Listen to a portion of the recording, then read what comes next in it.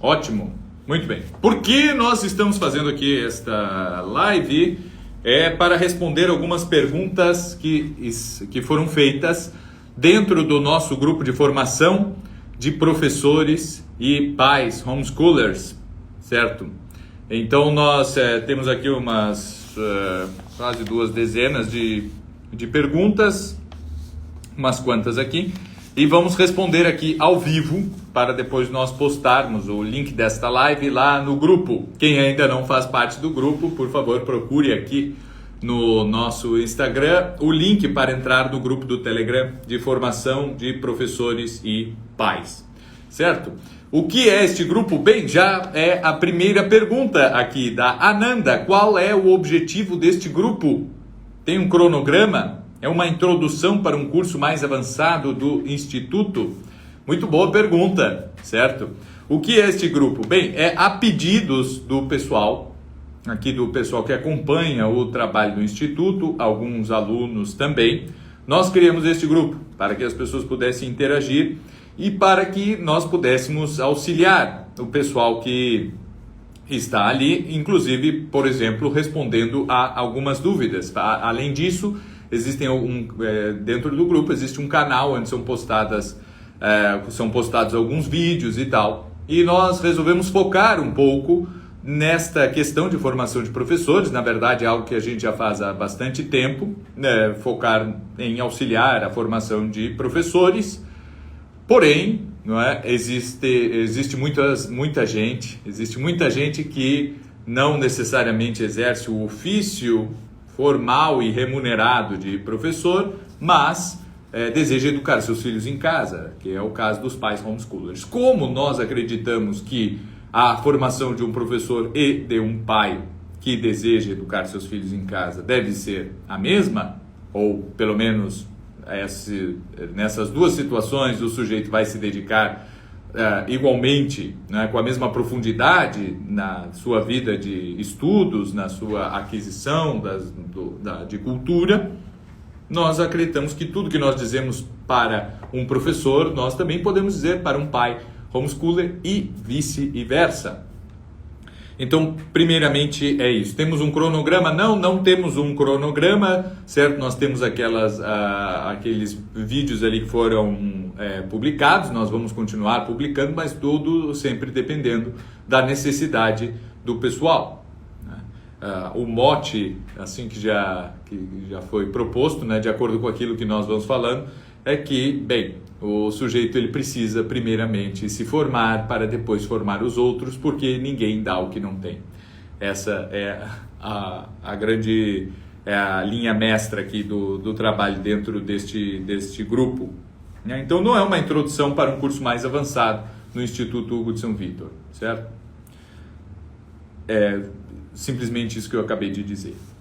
Hugo Ferreira, como começar a ler poesias? Recomendações? Essa é sempre uma boa pergunta. Como começar a cantar? Como começar a estudar um idioma? Como começar a ler poesia? Como começar a ler romances? Como começar a estudar filosofia e tudo isso? Bem, a resposta é começando, certo? Então nós precisamos simplesmente começar. Já tentaste, Hugo, ler poesia? Simplesmente pega e lê. Lê com cuidado, lê várias vezes, memoriza, certo? Depois tu vai pensando ali em tudo aquilo, vai sentindo o ritmo das coisas, vai sentindo o ritmo dos versos, o ritmo das estrofes e por aí afora. Depois, é óbvio, tu podes buscar manuais de versificação, tu podes principalmente buscar declamações aí feitas na internet, certo? Há bastante gente boa declamando poesia aí pelo YouTube, essas coisas todas, né? E tu podes imitá-los. Depois tu podes pegar e imitar. Olha só, eu vou aqui eu vou imitar aqui o estilo não, mas pelo menos a métrica que o poeta tal aqui que eu gostei bastante usou, eu achei bastante musical, bastante sonoro e vou imitar. Vou fazer aqui um verso. Faz um verso, certo? Depois faz uma estrofe, depois tu faz um soneto inteiro e assim por diante, né? Então, mas o mais importante é realmente começar. Simplesmente comece. E não adianta assim, poesia, ela não foi feita para eu ler uma vez e aí, eu entendi, certo? Nunca é assim. A poesia, primeiro, ela foi feita para que nós ouçamos O mais importante numa poesia é ouvir. A poesia ela tem que ser sonora, principalmente assim, um soneto que eu leio em voz baixa, não faz muito sentido.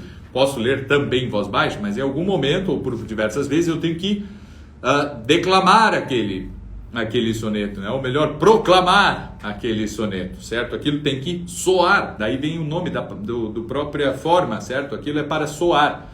Então, nós temos que ler em voz alta, poesia, essa é uma boa forma de começar. Se tu costumas ler poesia em voz baixa, já comece a ler em voz alta, que já vai melhorar bastante.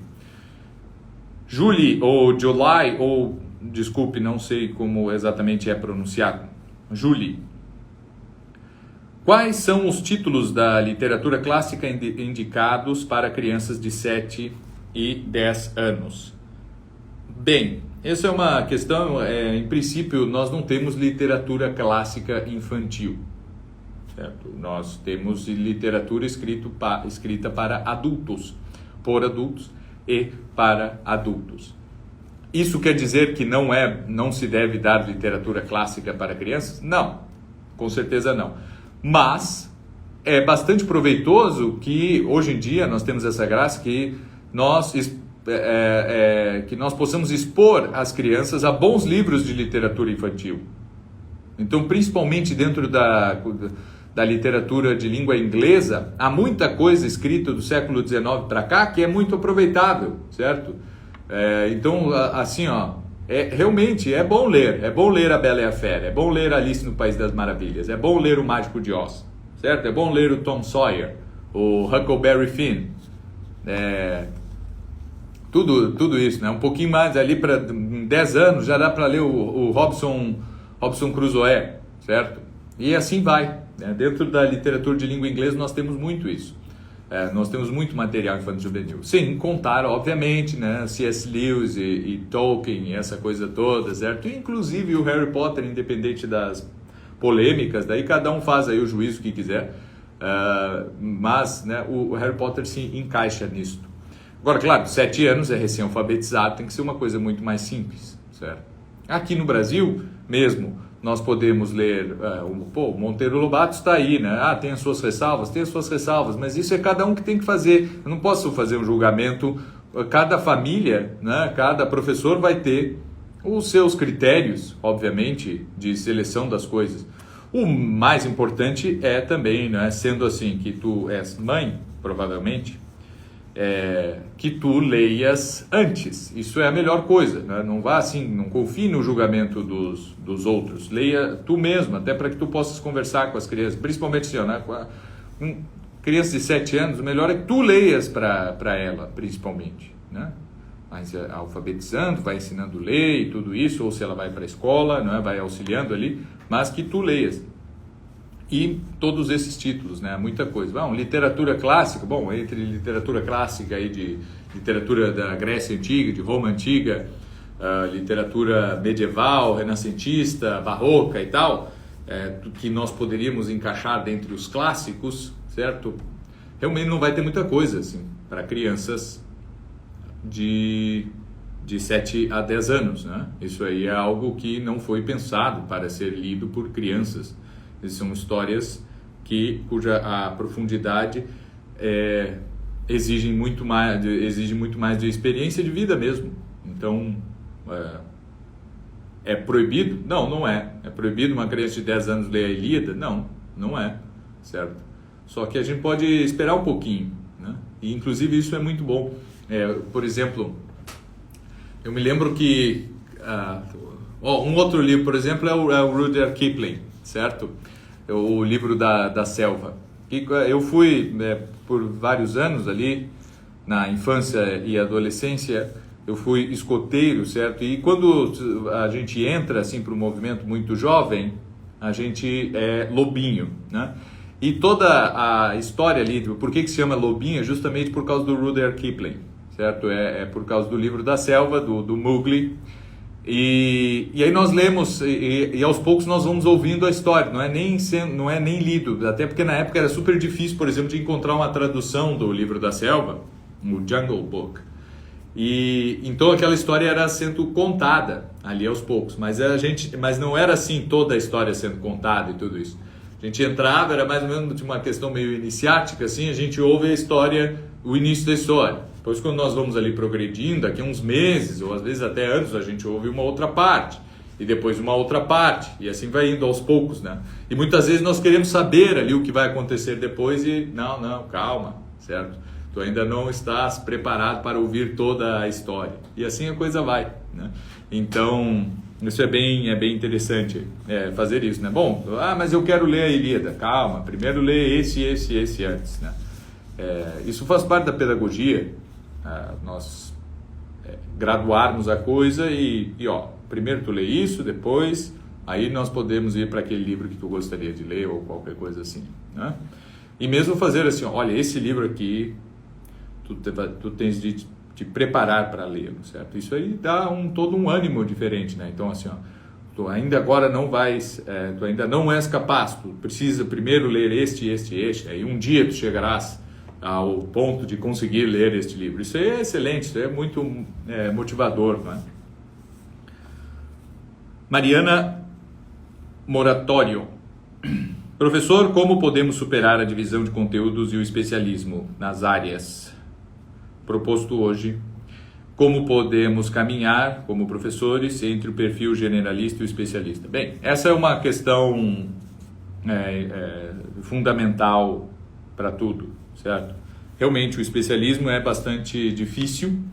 Agora, isso, uma das formas, né, um dos caminhos para superar isso, como tu disseste aqui na pergunta, é justamente vivendo aquilo que já desde a Grécia Antiga se chama amor à sabedoria. Não, e vivendo aquilo que o Hugo de São Vítor ensina, que é assim, não tomar nada como viu. Não tomar nada como viu. Mas eu sou professor de física, isso aí é química. Não tomes a química como viu. Eu sou professor de história, isso é geografia. Não tomes a geografia como viu. Ou eu sou professor de português, isto é matemática. Não tome a matemática como viu. Certo? Essa é a primeira coisa, né?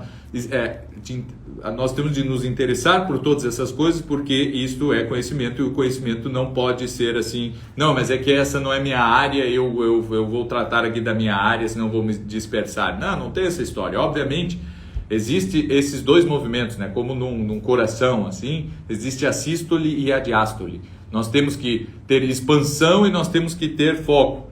E isso vai e volta o tempo todo, que nem um coração. E a nossa vida intelectual, a nossa vida do espírito, a nossa bioteoreticos, nós temos que fazer isso. Nós temos que expandir, temos que focar, expande e foca. Então, no mesmo tempo assim, olha, eu tenho um assunto aqui que eu estudo, específico, mas eu não vou ler só sobre isso, até porque o proveito que eu terei disso vai ser diminuído, né? Então, é o seguinte, né? Expande, lê mais coisa, procura outras coisas, foca, expande e foca. Se não tiver esse movimento assim como num coração, vai ser bem difícil fugir desse especialismo, né? Mas claro que nós temos que nos especializar em certas coisas. Agora também generalista parece uma coisa meio pejorativa, assim, não é ser generalista, é simplesmente ser culto, certo? É cultivar o espírito, cultivar o conhecimento humano, é amar a sabedoria, é simplesmente isso. Joana Dark. Estudar 2 idiomas ao mesmo tempo é algo recomendável? Atrapalha o aprendizado? Não. 2, 3, não tem problema nenhum. Como conciliar os diferentes assuntos estudados de diferentes áreas do conhecimento? Simplesmente estuda. Uma hora tu vai ver que a coisa começa a conciliar. Não adianta assim, eu li 2 livros, um de história e o outro de matemática. E aí meu Deus, não estou conseguindo conciliar. Não, isso aí vem com o tempo, vem com a maturidade. Não é assim conciliar tudo ao mesmo tempo. Não, concilio uma coisinha aqui com outra ali e tal. Concilia não, né? Mas eu vou realmente ligando todas essas coisas, usando uma coisa de analogia com a outra e por aí afora, certo? Mas não ter pressa. Não adianta ter pressa nisso e não ter uma técnica específica para fazer isso, né? É claro que não existe uma técnica específica, mas a filosofia, estudo da filosofia mesmo, filosofia pura mesmo, né? Estudar Platão e Aristóteles, isso vai ajudar e muito. Por qual clássico começar se tratando, isso ainda é a pergunta da Joana Dark, se tratando de um adolescente jovem que irá começar a desenvolver o hábito de leitura? Comece com o que tu tem em casa, ou assim, comece com, veja o gosto que ele tem e tal, mas não necessariamente precisa ser um clássico, pode ser, é claro, assim, é que clássico é meio difícil, né? Uma coisa é literatura clássica grega, literatura clássica latina, isso são clássicos. Certo? É do período que a gente chama de grego clássico e romano clássico. Só que nem toda literatura romana, por exemplo, teatro de Roma não é considerado período clássico. O período clássico é só ali da época de Augusto, mais ou menos entre Júlio César e Augusto. Aquilo ali é o período clássico. Agora, sim, obviamente, nós vamos falar assim que há obras que vão entrando para o cânone dos clássicos, certo? Por qual começar? É bem difícil dizer, certo? É bem difícil dizer, depende do fôlego intelectual. Se o sujeito nunca leu nada, é bom até que ele leia alguma coisa que esteja um pouco mais próxima dele. Não é ruim, não, para um adolescente ler literatura meio infantil. Não é ruim, mas é claro, é toda uma questão didática e talvez a pessoa desanime, porque isso aqui é para criança e tal, né? Sendo que nós adultos sabemos que é bom também ler literatura infantil. É muito bom, para nós todos. Ah, mas eu tenho dificuldade de ler Homero. Sim. É normal que tenha, então vai lá e lê o Monteiro Lobato, como eu já disse várias vezes, certo? E aos poucos a gente vai se acostumando com isso. Agora, quer se acostumar realmente com a cultura clássica, com a cultura antiga e tudo isso? Bom, tem várias coisas que tem que ler, certo? E aí nós recomendamos, por exemplo, o sujeito vai ali, ler o Romance de Troia do professor Cláudio Moreno, certo? Ler uma adaptação ali cronológica da narrativa toda da Bíblia. Isso e tudo é bastante importante, né? Mas qual começar? Na coleção de artes liberais nós temos ali uma lista de 34 livros, para um sujeito que teoricamente leu muito pouco na vida ou quase nada, né? Então pode ser uma boa lista, né? Que está mais ou menos na ordem cronológica que essas obras podem ser lidas. Não cronológica não, mas na ordem que nós mais recomendável. Bem, aí tem aqui um pseudônimo que se diz Oratione vacare non desinas, Santo Tomás. Uma citação de São Tomás, que não sei quem é. Bem, mas é um aluno, ele diz aqui, sou aluno da Confraria de Artes Liberais. Antes de entrar para o curso, assisti tudo o que é possível no canal do YouTube do Instituto Hugo de São Vitor. No modo preliminar da confraria, tem as aulas do professor Rafael Falcon, que são excelentes. Enfim, qual é a influência do professor Rafael Falcon para o Instituto Hugo de São Vitor? Parabéns pelo curso, gosto muito das aulas do senhor, para a maior glória de Deus. Bem, qual é a influência? O professor Rafael Falcon foi convidado aqui para mais de um dos nossos congressos e também para ministrar um curso aqui em 2014. É esse o curso que há ali na Confraria de Artes Liberais, certo? A influência, né? Qual é a minha influência aqui no Instituto? Qual é a influência de qualquer outra pessoa que dá aula aqui? Assim, não sei medir, né? Isso aí, depois a gente chama um historiador e ele que analisa isso aí, ele que se vire. Marina Capai. Olá, professor. Gostaria de saber se existe algum material atualmente no mercado para trabalhar ensino do grego para crianças. Obrigada. Não conheço. Certo? Inclusive os que eu conheço aí para trabalhar o ensino do latim, eu não conheço muito bem, não posso indicar nada disso. Mas eu nem sei porque alguém ensinaria grego para as crianças, mas tudo bem, né? Uma criança alfabetizada pode introduzir língua inglesa? A criança tem 7 anos. Claro. Inglês é a coisa mais fácil do mundo de se ensinar hoje em dia, certo? Porque tudo é inglês. Certo? Qualquer entretenimento aí que nós vamos ver, né? O que há de músicas, de filmes, bons filmes para crianças mesmo e tudo, é muito fácil de fazer com que a criança tenha contato com a língua inglesa. Então, é sim possível, né? Inclusive antes disso, o mundo todo está em inglês, então é muito fácil. Mas pode pegar algum material, alguma coisa assim e começar, né? Não fará nenhum mal, ao contrário. Qual a importância da memória na educação clássica? Toda, certo? Não só na educação clássica, mas na educação, qualquer tipo de educação. A pessoa que, né, desprezar a memória, não sei o que ele está fazendo ali. A gente tem que desenvolver realmente a memória, toda a capacidade de memorizar aquilo que realmente tem bastante valor, né? Inclusive decorar. Sim, devemos desenvolver a memória. Como? Memorizando. Ah, mas tem uma técnica? Claro, existe mnemotécnica, existe várias coisas, né, muito úteis para a memória.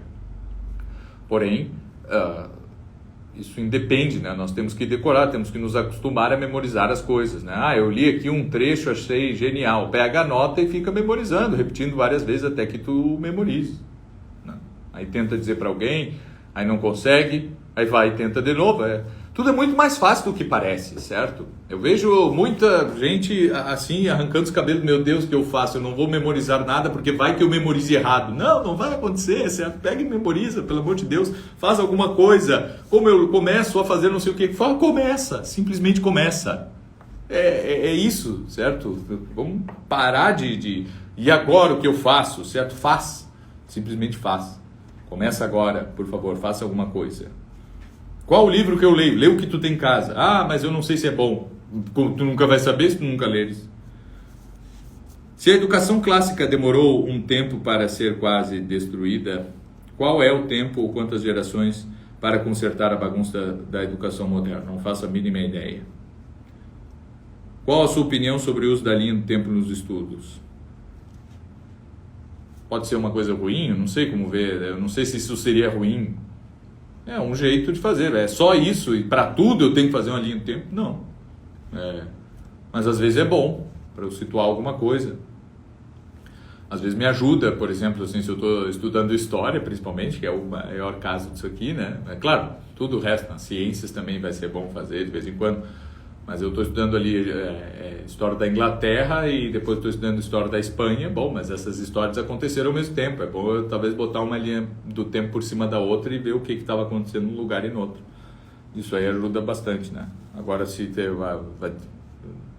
pelo jeito que tu fizesse a pergunta aqui, eu não sei, parece que pode existir assim uma gente que defenda isso e gente que seja contrário. Eu não sei se isso seria possível, né, discutir uma coisa dessa.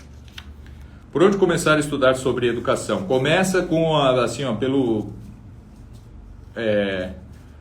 a editora Kirion lançou agora, né, nos últimos anos aí, sei lá, nos últimos 2 anos, e ainda não toda, mas em princípio vai sair toda a obra do professor Rui Afonso da Costa Nunes. Certo? É o sujeito mais didático que existe e ele te conta toda a história da educação. Claro, tem o primeiro volume ali do Henri René Marrou, de história da educação na antiguidade e tal. E depois, além disso, né, há outros livros também de educação, não necessariamente, né, principalmente de ensino de filosofia e tudo isso. Mas a história da educação do professor Rui Afonso é excelente. E ali é um livro bom de ler e tudo, né? E aí tu vai conhecendo os pedagogos e vai indo atrás das obras dos pedagogos que mais te chamam a atenção e assim tu vai montando aí os teus estudos de acordo com isso, certo? É isso que me fez chegar, por exemplo, no Hugo de São Vito, né? Foi por esse autor. E depois as outras fontes que ele cita e tal, dá para ir atrás, né? Gostaria de indicações para o curso de inglês online para adolescentes, Vernácula, certo? Vernácula.org, Vernácula Idiomas, põe aí, @Vernácula Idiomas, aí tu achas aí o curso de inglês.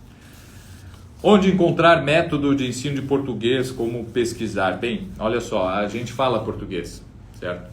Uns falam melhor que os outros, ou mais bem que os outros. Isso aí pode... Se o correto é falo melhor ou falo mais bem, isso é discutível, certo? Como saber? Bom, a gente tem que acompanhar as discussões. Essas discussões normalmente estão nas gramáticas. E aí tu pega aí, gramática Rocha Lima, do Napoleão Mendes de Almeida, tu pega do Carlos Nogueira, tu vai vendo isso aí tudo. Mas o principal não é isso, né? O principal é que nós leiamos e imitemos os grandes autores, que nós escutemos e imitemos os grandes faladores, certo? Então, qual é o melhor método de estudar português? Principalmente, né, sendo a tua própria língua, tendo maior consciência daquilo que tu proferes, certo? Então, quando nós falamos, e aí e agora, o correto é isso ou aquilo, né? Então, aí tu vai pesquisando, porque a gente usa o português o dia todo, e o bom é que nós nos policiemos, né? E pesquisemos de acordo com as nossas necessidades. Mas é claro, qual é o melhor português para ser aprendido, para que nós possamos escrever bem em português? Normalmente esse é o objetivo. É difícil, certo? Porque se tu aprenderes a escrever bem para passares em provas de concurso, seja vestibular, seja concurso público ou qualquer coisa assim, tu vais aprender a fazer uma prova de concurso. Isso não tem nada a ver com escrever bem em português, certo? Por exemplo, eles não vão te ensinar direito o que é um ponto e vírgula, eles não vão te ensinar nenhuma questão estilística, eles simplesmente vão dizer aquelas coisas que são pedidas no concurso. Não use a primeira pessoa, use isso, use aquilo e tal, que é um manualzinho de redação. E tu queres escrever com um manual de redação? Tem muita gente que é assim. Eu vejo um advogado, vai escrever uma mensagem no WhatsApp, normalmente ele escreve juridiquês e separando ali por parágrafos e coisa assim, um e-mail e coisa assim, né? Ele sabe escrever uma peça jurídica, mas isso não quer dizer que ele sabe escrever em português, porque disso depende muitas outras coisas. Agora, nunca desloque assim, a linguagem escrita da linguagem falada com um abismo ali. Obviamente existe essa diferença, obviamente. Agora, procura mesclar as duas coisas, né? Nunca esqueça de como um texto deve soar quando for escrito. A linguagem é som, então assim tem que ter ouvido também para escrever. E nunca esqueça que quando nós falamos é bom que nós nos aproximemos dos padrões da linguagem escrita, né? Não construímos, não, uma coisa é uma coisa, outra coisa é outra coisa. Isso aconteceu na Noruega, por exemplo. E hoje em dia tem 2 tipos de norueguês, certo? Então o pessoal se distanciou tanto da linguagem, a linguagem escrita se distanciou tanto da linguagem falada e vice-versa, que hoje daí eles tiveram que criar 2 línguas. E aí tá lá regiões do país onde o sujeito fala mais uma ou mais outra e tal, e acabaram por escrever aquela linguagem que era mais falada, de tão distante que estava da linguagem escrita. Acontece que agora a linguagem falada já também está se distanciando daquela linguagem escrita que era para ser mais próxima da mais falada. Então não é assim que se faz a coisa, né? A gente tem que realmente ter uma unidade linguística, tanto na escrita quanto na fala. Por mais que na fala nós tenhamos certas licenças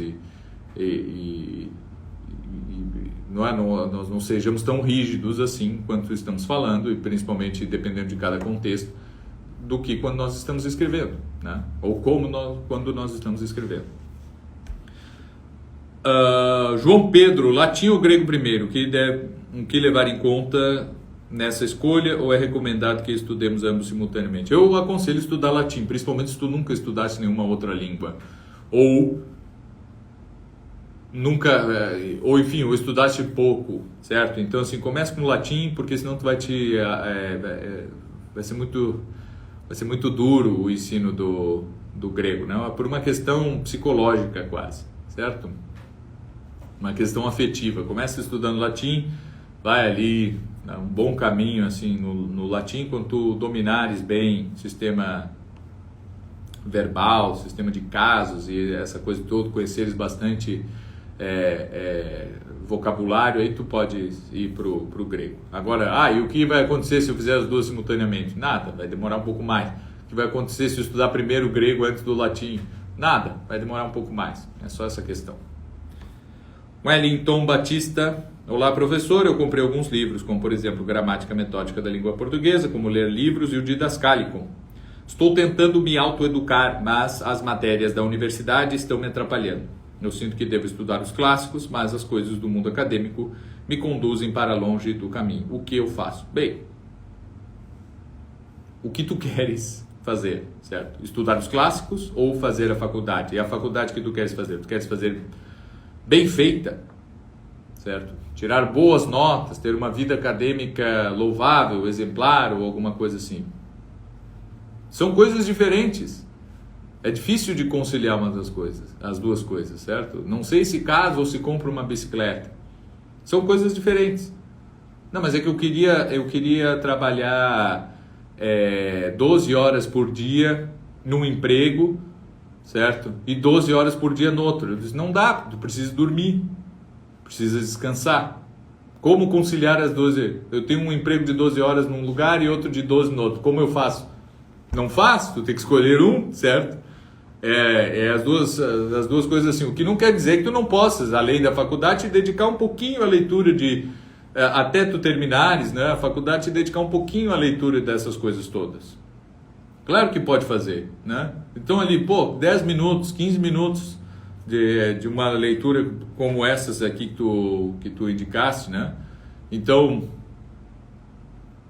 podes fazer isso, né? Agora, se não, eu quero me dedicar 5 horas por dia aos estudos aqui que eu realmente acredito, né, de educação clássica, não sei o quê, e quero também fazer a faculdade da melhor forma possível. Provavelmente não vai dar. A vida é uma só, certo? O dia só tem 24 horas, das quais eu consigo bem aproveitar umas 10. O resto eu tenho que estar espairecendo, descansando e tudo isso, certo? Então, é mais ou menos por aí, Wellington. Bem, muito obrigado a todos que estiveram aqui. Mais uma vez, né? Essa live foi para que nós pudéssemos responder perguntas que estão lá no nosso grupo de formação de professores e pais homeschoolers. Então, quem ainda não entrou no grupo, sinta-se convidado e espero que tenha ajudado aqui de alguma forma, certo? A todos aqueles que fizeram as perguntas. O bom aqui também não é só aquela pessoa que se responde, sim muita gente que também tinha aquelas dúvidas, certo? Então fiquem à vontade aí sempre para fazer perguntas que de tempos em tempos nós faremos aqui, responderemos em forma de vídeo, certo? Muito obrigado a todos e até a próxima.